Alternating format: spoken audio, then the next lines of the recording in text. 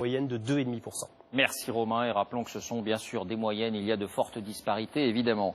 Toujours à propos d'économie, cette nouvelle manière d'encourager l'innovation. Hier, un concours a été lancé sous l'égide de François Hollande et de l'ex-patronne d'Areva, Anne Lauvergeon.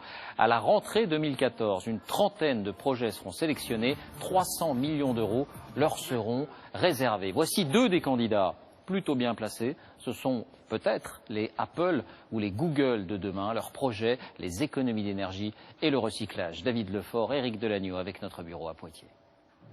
Deux entreprises innovantes, avec chacune des technologies reconnues. Toutes les deux visent un marché de plusieurs milliards d'euros. Pourtant, elles ont le même problème, trouver de l'argent pour ne pas disparaître. Enesis s'est installé à Nanterre. Dans ses tuyaux verts circule une idée révolutionnaire. À partir d'eau usée, refaire de l'eau propre et en plus, créer de l'énergie.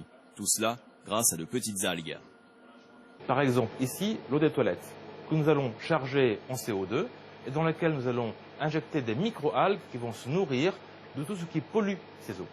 Ce que l'on récupère, de l'eau propre, au fond de la cuve. Elle pourra servir pour l'arrosage, les toilettes. En surface, des algues. Une fois séchées, les voici sous forme de granulats. Ils vont alimenter une chaudière et permettre de faire des économies d'énergie. Cette start-up a été lancée il y a 3 ans. Aujourd'hui, 8 chercheurs affinent encore leur prototype. Mais il manque plusieurs millions d'euros pour passer à la phase industrielle.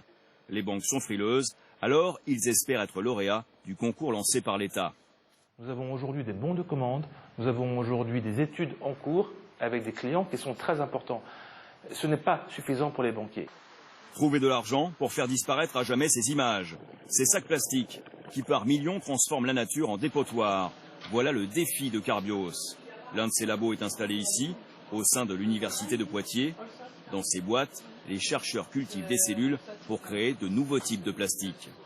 Notre quête, en fait, c'est de sélectionner et de mettre au point des plastiques qui soient complètement biodégradables, c'est-à-dire qu'ils soient dispersables dans l'environnement sans aucun impact sur cet environnement. Pour cette entreprise, ce sont 10 millions d'euros qu'il faudrait maintenant, afin de rester dans la course. Le marché représente une manne de 50 milliards. Ce petit grain de plastique vaut de l'or. Et pour refermer ce chapitre économique, notre enquête maintenant sur l'un des grands succès de la restauration rapide. C'est l'un des 4 produits les plus consommés.